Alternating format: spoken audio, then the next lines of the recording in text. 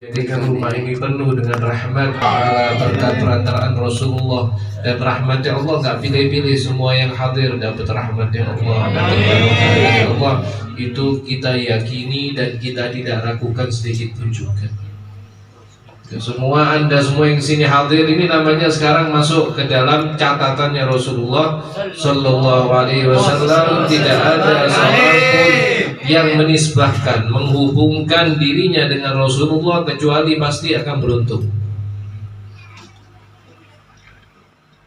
Semua yang dekat sama Rasulullah itu pasti akan beruntung.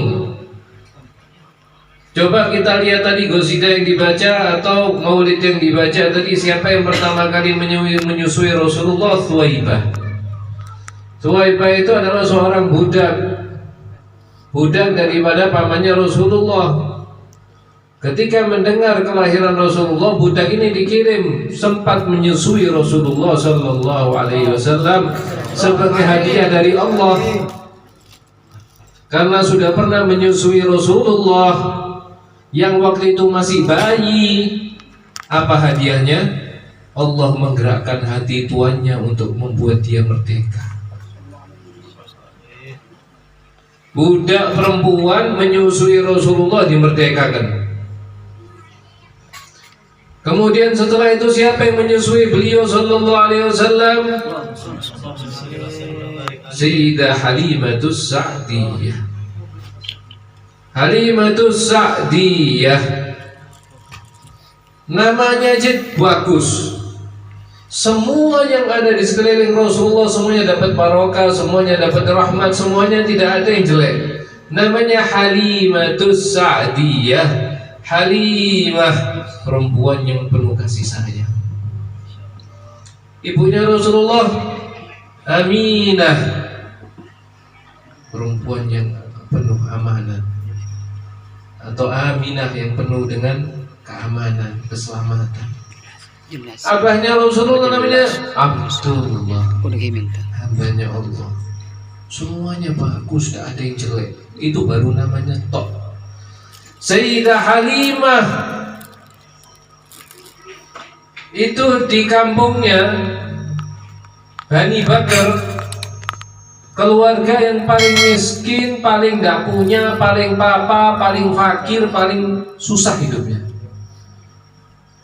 Ketika rombongan anggota sukunya berangkat ke kota Mekah untuk mencari anak-anak susuan, karena budaya orang Mekah waktu itu masih kecil, itu disusui oleh orang-orang pedesaan supaya mereka tumbuh di sana, tumbuh dengan badan yang kuat, tulang-tulang yang kuat, badan yang kuat, perkasa, dan mempunyai lisan Arab, punya lidah orang Arab yang asli dari pedesaan. Yang paling slow nyampe ke kota Mekah ini ya Halimah sama suaminya. Kenapa? Kendaraannya paling, ibaratnya yang lainnya itu pakai kendaraan 250 cc, 100 cc. Halimah kena naik kendaraan yang 5 cc. Kayak orang naik sepeda, yang lainnya naik sepeda motor, tidak nyampe-nyampe. Semua rombongannya sudah sampai Mekah, dia sama suaminya masih di belakang, naik keledai pelan-pelan, jeblak. Waduh, istriku ya, apa ini kapan nyampe kota Mekah? Sudah entek bayinya nanti, sudah diambil semua bayi yang strategis. Bayi yang strategis itu bayi anak orang kaya-kaya ya kan? Ini target ini kan bayi anak orang kaya-kaya supaya punya link kan? Orang desa ini kepingin punya link sama orang kota. Kalau linknya ini orang-orang kaya, orang-orang pejabat, orang kedudukan tinggi, nanti mereka bisa mengangkat derajat di desanya. Jadi mereka sudah ngincar masuk Mekah ini, diincar keluarga-keluarga yang berpangkat, berkedudukan, punya kedudukan tinggi. Mereka langsung nyerbu, yang ternyata betul. Begitu saya Halimah sampai di kota Mekah sudah habis stoknya. Tinggal satu, tidak ada yang mau ngambil, yakni keluarganya Rasulullah, yatim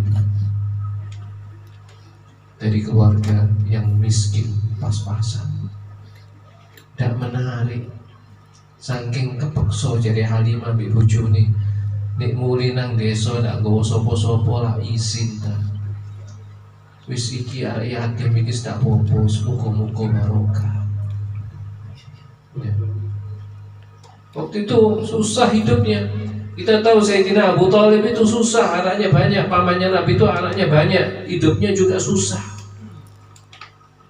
Ini punya anak namanya Muhammad, bapaknya tidak ada, cuma meninggalkan satu budak saja warisannya. Sayyidah Aminah sendirian dibantu sama budaknya. Ya wis sisi cukup ya. Begitu oleh melihat wajah daripada bayinya Rasulullah Muhammad sallallahu alaihi wasallam, baru ngelihat bayinya ini, Pak, baru ngelihat bayinya langsung jatuh cinta. Baru ngelihat bayinya langsung jatuh cinta. Mudah-mudahan sampean kabeh diparingi rezeki bisa memandang wajah beliau. Ojo suwe-suwe kok di akhirat di dunia. Mudah-mudahan diparingi mimpi Kanjeng Nabi. Ya Allah, paringi kita semua mimpi Kanjeng Nabi. Ya Allah, kasih kita semua mimpi Kanjeng Nabi. Ya Allah, berkat Rasulullah kasih kita mimpi Kanjeng Nabi. Karena mimpi Kanjeng Nabi itu jaminan husnul khotimah. Begitu melihat Kanjeng Nabi jatuh cinta. Wis Pak, jarene Halimah mbek bojone wis iki digawa ketokane arek iki membawa berkah. Maka digendonglah Rasulullah yang masih kecil bayi. Digendong oleh Sayyidah Halimah. Goncengan sama suaminya naik kendaraannya. Kendaraan hewannya tunggangan yang kurus kering, tinggal tulang belulang. Kok suwe-suwe melakukannya kok tambah banter. Lumayan. Susunya yang kering karena miskin, kurang makan, kurang minum. Halimah Sa'diyah punya bayi, anak, tapi kondisinya miskin, kurang makan, kurang minum, sampai tidak keluar susunya kering. Begitu menggendong Rasulullah, maka susunya menjadi, dadanya menjadi penuh dengan susu. Kendaraannya menjadi tambah kuat, tambah jalannya tambah banter, saking banter tambah banter, sampai rombongan teman-temannya diselip dan didahului. Sampai dipanggil, Halimah, kok begini sekarang? Tadi kamu datang paling terakhir, sekarang kok pulang paling cepat? Sungguh yang kamu bawa itu rupanya anak yang penuh membawa berkah. Rasulullah. Makanya saya yakin rumah ini sekarang penuh dengan berkah. Tuan rumah penuh dengan berkah. Hartanya dibarokahi, yang hadir diberkahi, keluarga yang hadir diberkahi, kampung yang menjadi tuan acara ini juga mendapatkan barokah. Amin. Amin. Allah. Sampai di kampungnya Sayyidah Halimah, dia punya gembalaan kambing domba itu, ya Allah, kurus kerontang, terlapiskan tulang belulang dan kulit saja.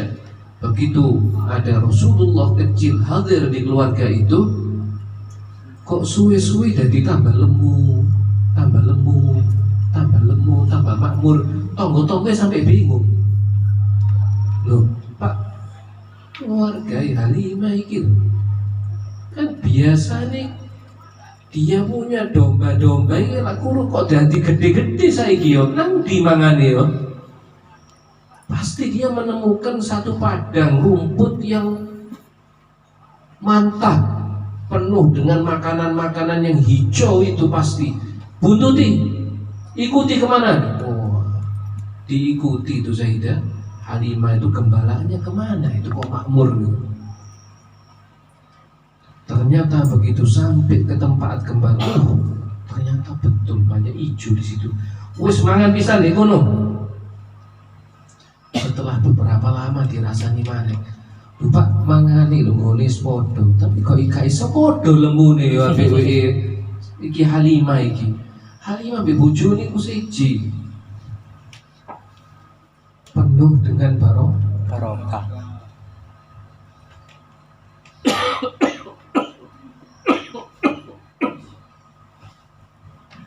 Dombanya itu susunya metu terus. Orang sana dulu yang ngombe susu kambing, duduk susu sapi. Kalau sapi ngono. Kambing, susu kambing. Makmur subhanallah. Itu barokah daripada Kanjeng Nabi. Barokah yang lainnya apa? Pamannya Nabi ini sing paling benci ambek Kanjeng Nabi, wis bencine top ya. Tapi karena waktu Kanjeng Nabi itu dilahirkan, dia ikut senang, dapat barokah dari Allah. Barokahnya apa? Tadi dibacakan tadi. Apa? Tiap Senin siksaannya diringankan. Bungsu loh ini, bungsu top termasuk barisan terdepan daripada musuh-musuh Rasulullah, tapi tiap Senin diringankan. Kenapa? Karena gembira dengan kelahiran Kanjeng Nabi. Makanya ulama mengatakan hadza kafir. Ini kafir, gembira dengan kelahiran Nabi. Itu oleh Allah siksanya diringankan. Bagaimana dengan mukmin yang gembira dengan kelahiran Nabi? Tidak bisa dibayangkan rahmat dan karunia yang akan Allah berikan di dunia maupun di akhirat. Mangkane ojo ninggalkan maulidun Nabi. Karena maulid Nabi itu karena Kanjeng Nabi dilahirkan hari Senin. Makanya tiap Senin siksanya diringankan. Ono wong takok sampai ngerayakno maulidun Nabi mau dalile ono tak Kanjeng Nabi lho tau peringati maulid apa enggak? Kanjeng Nabi itu pernah memperingati maulid apa enggak? Ini masalah ini pernah ditanyakan sahabat sama Kanjeng Nabi. Ini saya ulang-ulang, wajib tahu orang muslim zaman sekarang ini karena banyak orang mempertanyakan. Dalam hadis sahih riwayat Imam Muslim, hadis sahih, saya tidak bicara hadis dhaif, saya tidak bicara hadis palsu. Yang saya sampaikan adalah hadis sahih riwayat Imam Muslim. Dua kitab hadis tertinggi di dalam tradisi umat Islam adalah Bukhari Muslim. Ashahhul kitab ba'da kitabillah, katanya ulama. Kitab yang paling benar setelah kitabullah, setelah Al-Quran, yaitu kitab Bukhari atau kitab Muslim. Ashahhul kitab ba'dal Quran ba'da kitabillah. Apa diriwayatkan Imam Muslim? Su'ilan Nabi sallallahu alaihi wasallam an saumi yaumil itsnin. Nabi itu ditanya tentang puasa hari Senin. Loh, Kanjeng Nabi, kula delok niku panjenengan niku sering puasa dina Senin. Kok gak Selasa? Kok gak Rebo? Kok gak Sabtu? Kok gak Ahad? Kan akeh tadi dina liyane. Kok Senin niku apa? Oh. Dijawab sama Kanjeng Nabi, qala fihi ulidtu wa fihi unzil alayya. Apa jari Kanjeng Nabi? Pada hari itu aku dilahirkan. Pada hari itu aku dilahirkan. Pada hari Senin aku dilahirkan, dan pada hari itu unzil alayya, diturunkan wahyu pertama kali. Dalam riwayat lain, dzaka yaumulidtu fihi. Ya Rasulullah, kok poso Senin apa? Itu dino aku dilahirkan. Loh, hari Senin dari barokah. Rasulullah lahir Senin, Senin dari barokah. Senin itu cipratan, Selasa gak dapet, Rebo gak oleh. Sing oleh Senin, apa? Karena Kanjeng Nabi lahir hari Senin. Jadi nih sampean disunahkan puasa. Salah satu alasan terbesar puasa Senin, banyak alasannya tadi kan disebut, karena itu adalah hari kelahiran. Yang kedua karena itu diturunkan wahyu. Riwayat lain juga menyebutkan alasan lainnya, tapi yang pertama kali yang disebut dan yang pertama kali disebut berarti yang paling penting. Apa itu? Itu hari kelahiranku. Jadi sing ngomong Kanjeng Nabi atau memperingati Maulid Nabi, iku jarene wong zaman saiki kurang piknik. Bendino sing dibaca Facebook, Twitter, terus gak tau baca hadis. Nek baca hadis iku hadis toko Facebook pisan. Iki ndek kitab hadis riwayat Imam Muslim, Pak. Sahih wis nek wong bantah iki wis aja direken. Wong gak ngerti ku angel diajak ngomong. Senin dadi barokah karena kelahiran Rasulullah. Terus yang dapat barokah yang lain kecipratan sapa? Aman beliau Sayyidina Abu Thalib radhiyallahu anhu. Sayyidina Abu Thalib niku ulama mutaakhirin, yakni ulama mutaakhirin sing zaman belakangan itu sepakat bahwasannya Abu Thalib paman daripada Nabi itu, beliau adalah seorang mukmin tapi duduk muslim. Iku sing ini paham, bingung gak sampean? Apa maksudnya? Oh wis luwe tak mari tak metu mangane. Apa ya rawan jarene aja kuwatir. Apa bedanya muslim sama mukmin? Orang muslim belum tentu mukmin, tapi orang mukmin itu harusnya sudah pasti muslim. Maksudnya ini, orang muslim itu semua yang membaca dua kalimat syahadat itu kita akui sebagai muslim, meskipun di dalam hatinya tidak beriman. Contohnya siapa? Ya, seperti para munafikin, orang-orang yang tinggal di kota Madinah, itu ada namanya kaum munafik. Kaum munafik itu di depan baca syahadat, yo ketokane sholat meskipun malas-malesan, yo nang masjid meskipun aras-arasan, yo ketokane ngaji meskipun pura-pura, akan tetapi ngakunya muslim. Dan kalau mati ya disolati, nek mati ya dikubur oleh orang Islam, akan tetapi di akhirat dibangkitkan sebagai orang kafir. Naudzubillahi min dzalik. Iki jenenge munafik. Di dunia itu dianggap muslim, tapi sebetulnya hatinya tidak beriman. Nah, Abu Thalib kebalikannya. Abu Thalib paman Nabi disepakati sama ulama mutaakhirin bahwasanya beliau itu dalam hidupnya tidak pernah mengucapkan dua kalimat syahadat, paling tidak ada riwayatnya. Akan tetapi beliau mengimani kebenaran Rasulullah, sehingga beliau nanti di akhirat akan dibangkitkan sebagai orang yang beriman. Pamane ya kecipratan Kanjeng Nabi, musuhnya kecipratan berkait Kanjeng Nabi, pamane kecipratan. Pokoknya sopo sing cedek ambek Kanjeng Nabi iku mesti penuh dengan rahmat, barokah dan senang di dunia maupun di akhirat. Sampeyan delok sahabat terdekat Rasulullah Sayyidina Abu Bakar. Sayyidina Abu Bakar itu dadi apa? Mertuane Kanjeng Nabi. Rasulullah menikah dengan putri beliau Sayyidah Aisyah. Berarti Sayyidina Abu Bakar jadi mertua. Jadi mertuane Rasulullah itu kedudukan tinggi apa rendah? Tinggi. Cipratan.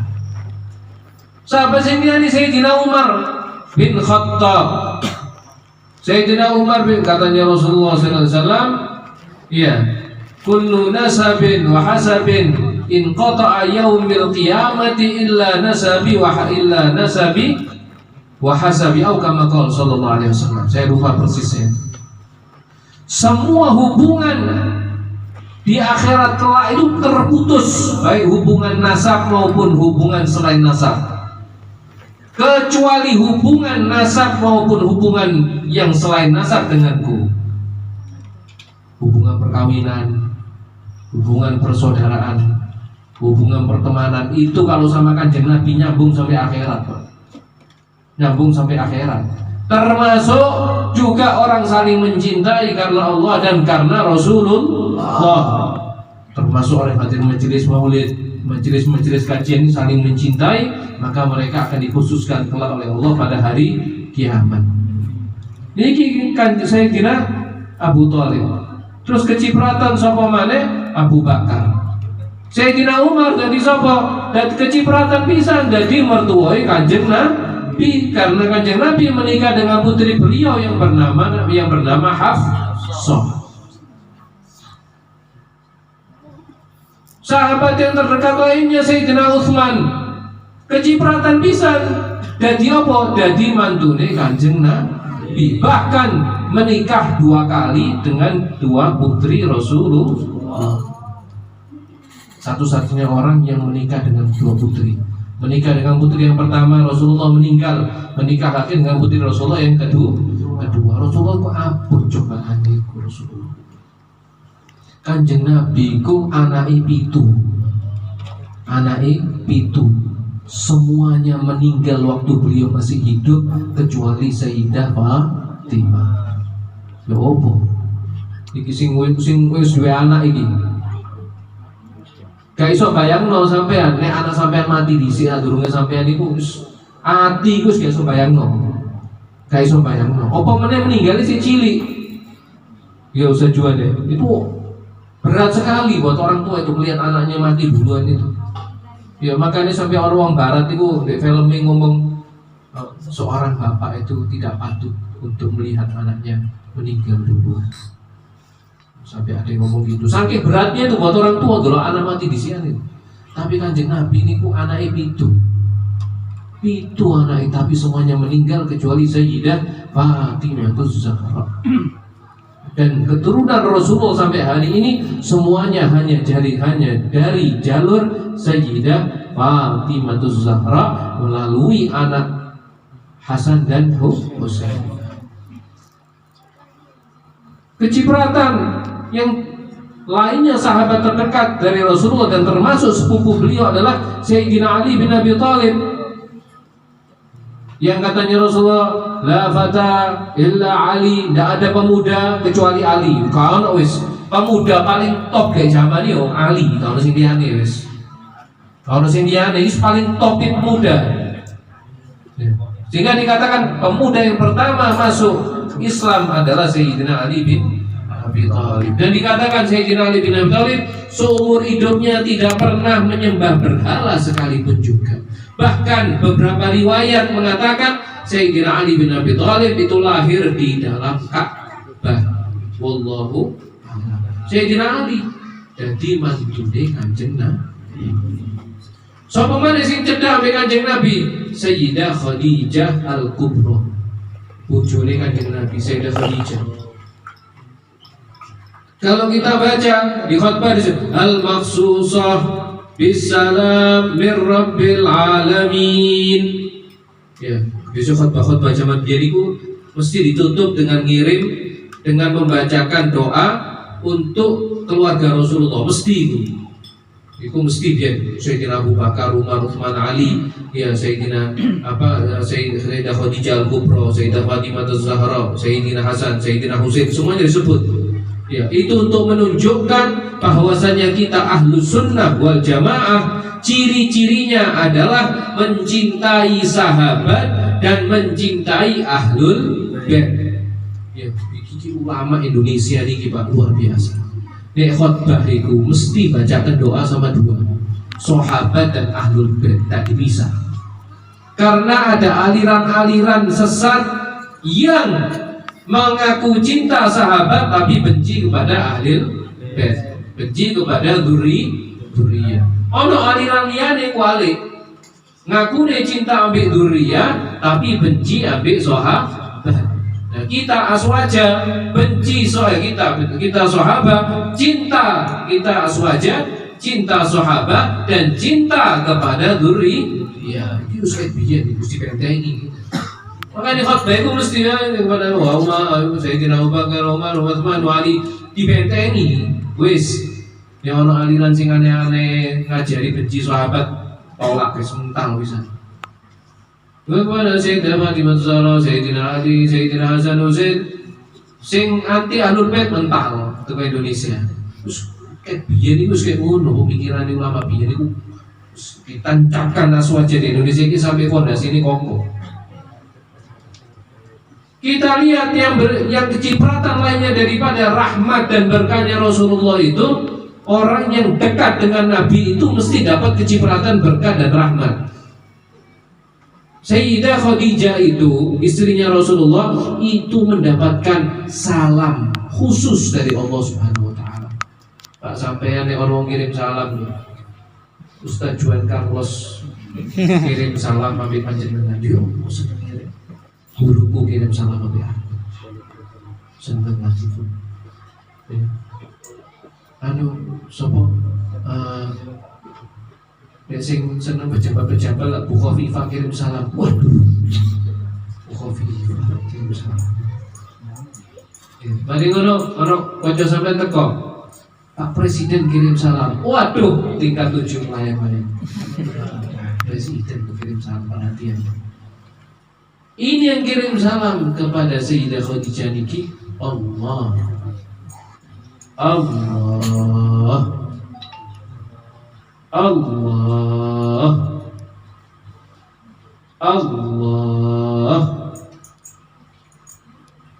Allahu yukri'uki salam, kata Sayyidina Jibril kepada Siti Khadijah.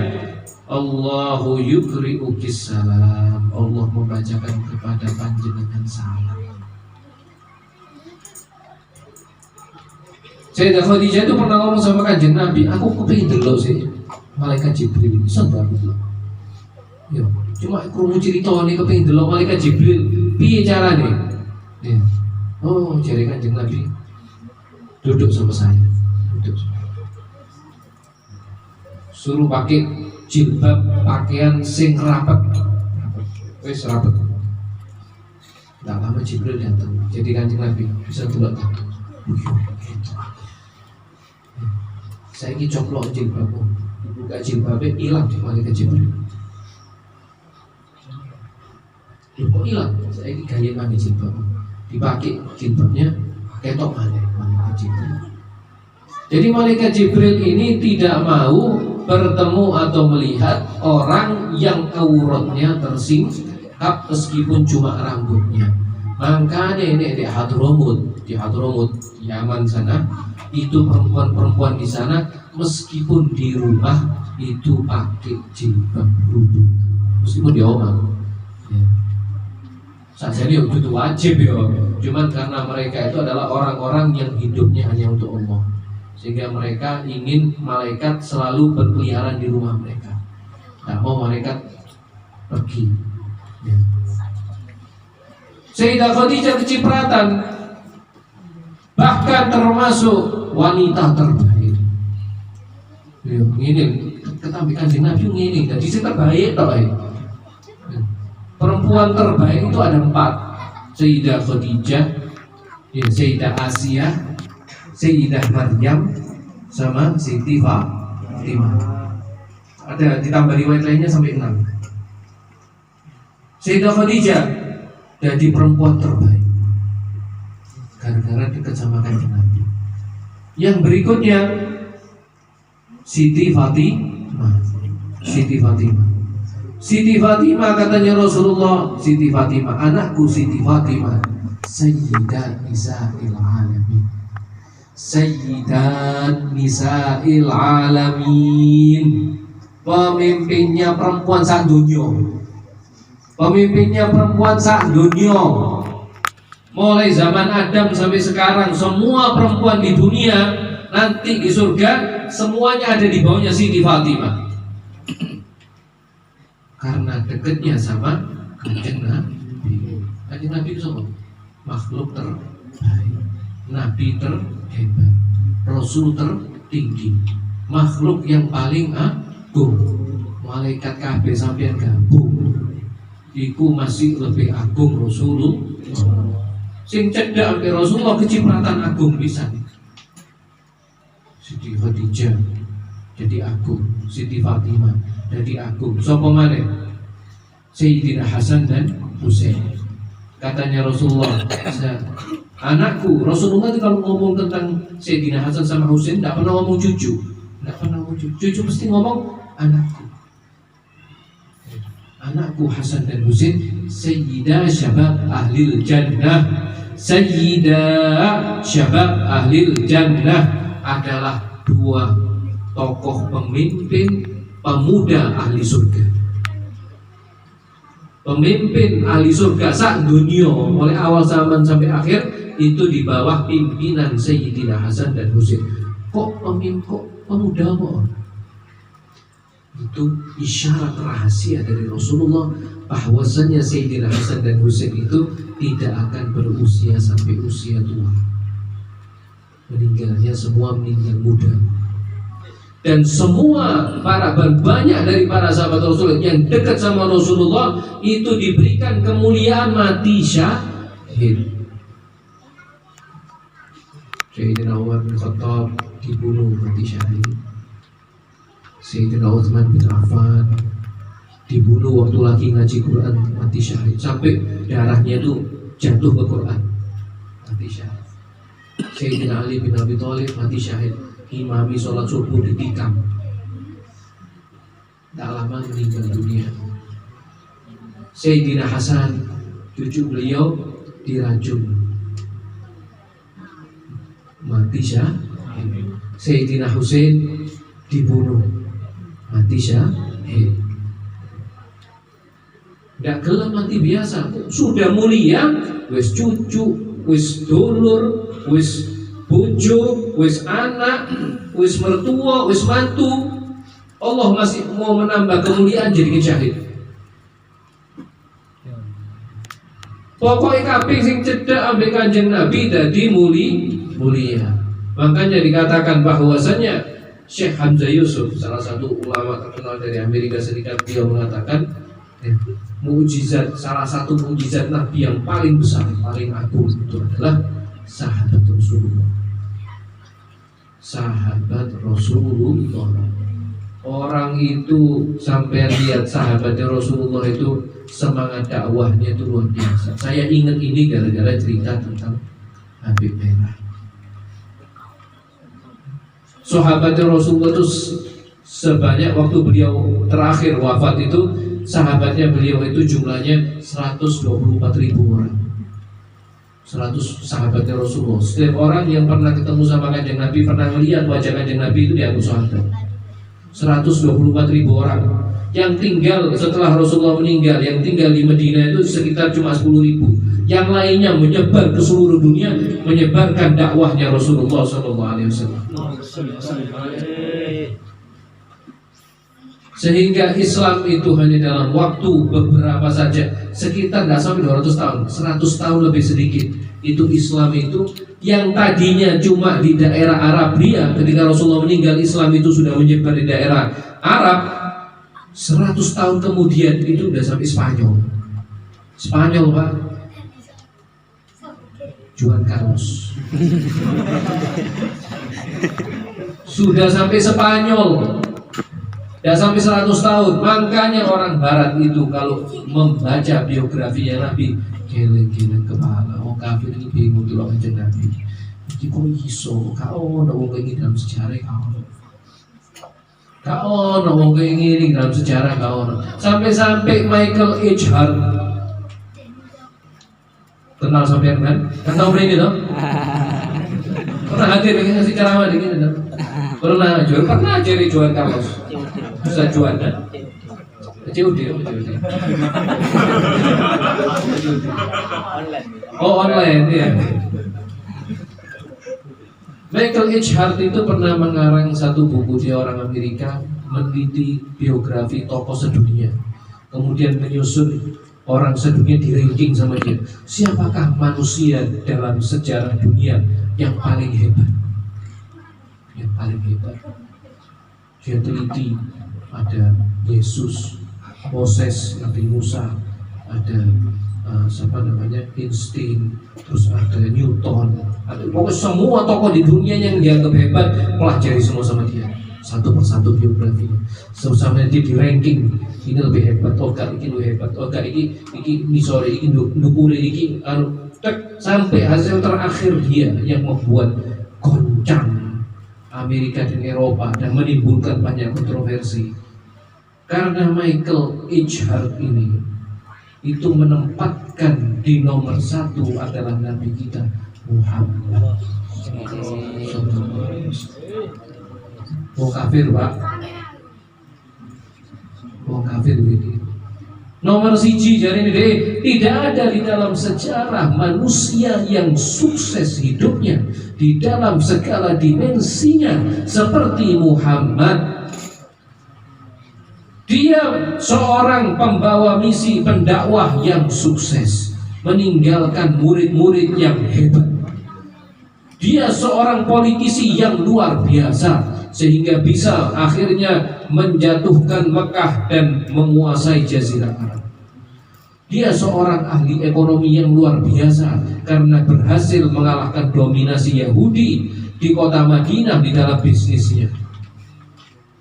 Waktu dulu orang Islam itu hijrah dari Mekah ke Madinah, pasarnya kota Madinah niku Pak dikuasai oleh orang Yahudi. Di Yahudi itu ada 3 pasar, semuanya dikuasai sama orang Yahudi. Bisnismennya Yahudi, wong Arabe bertani dan berkebun. Rasulullah melihat ini, wah kasih hati ini. Terus ya apa? Buka pasar diri. Pasar khusus kaum muslimin dengan aturan orang Islam, bisnisnya pakai syariat. Hanya dalam waktu beberapa tahun sudah mengalahkan dan menghabisi pasarnya orang Yahudi. Ekonomi sukses.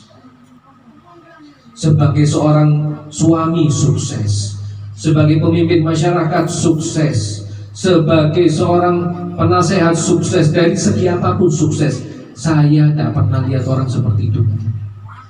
Sukses luar biasa.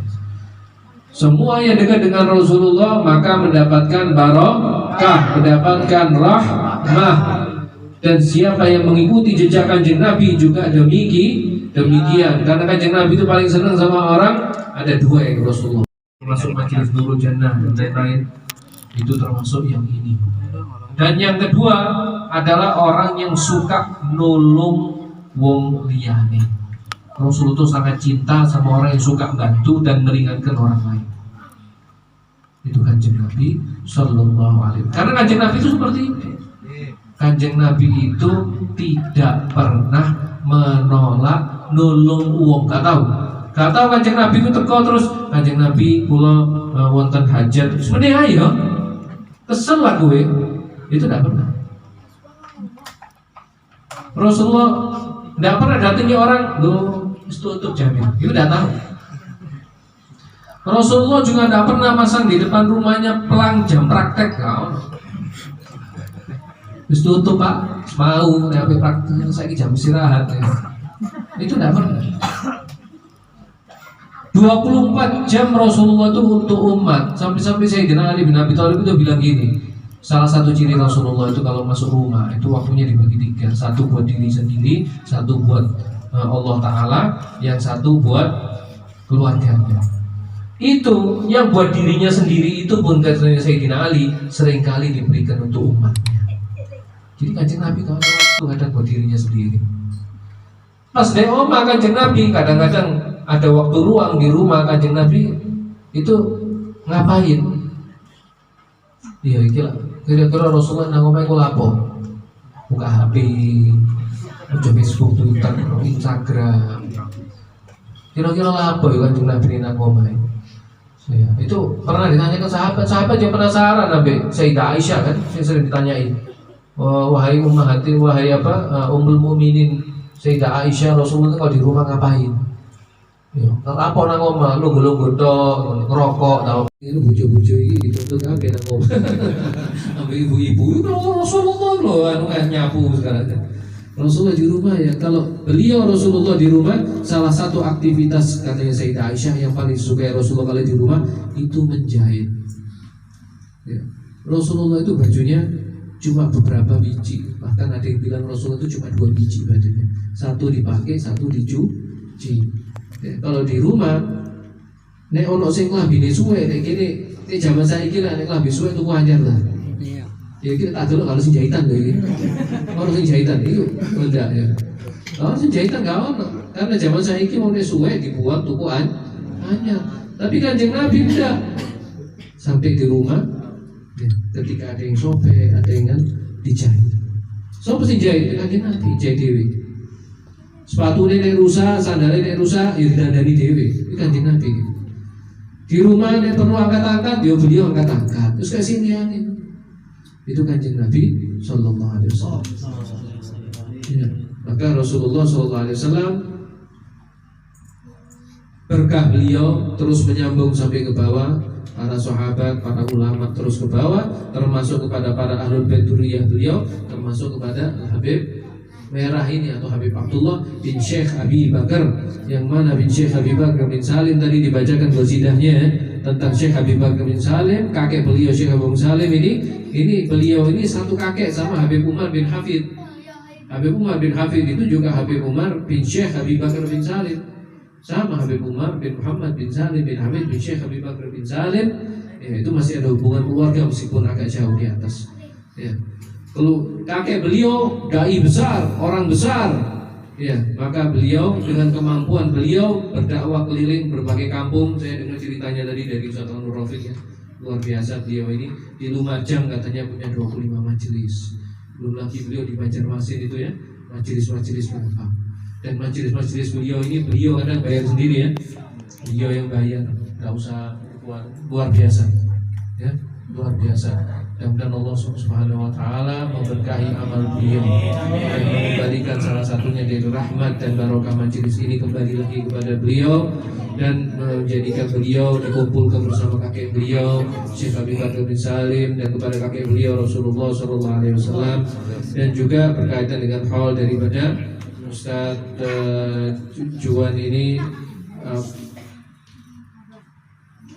Abah Hasan bin Mukhtar, Ibu Afifah Haji Hasanah, Ibu Ma'rifah binti Haim, bagus-bagus semua namanya ini, bin Haji Hasan, Ibu Aminah, Bapak Suhari, Ibu Muna, Ibu Ibab Nasibah. Iya, ini sudah meninggal. Iya.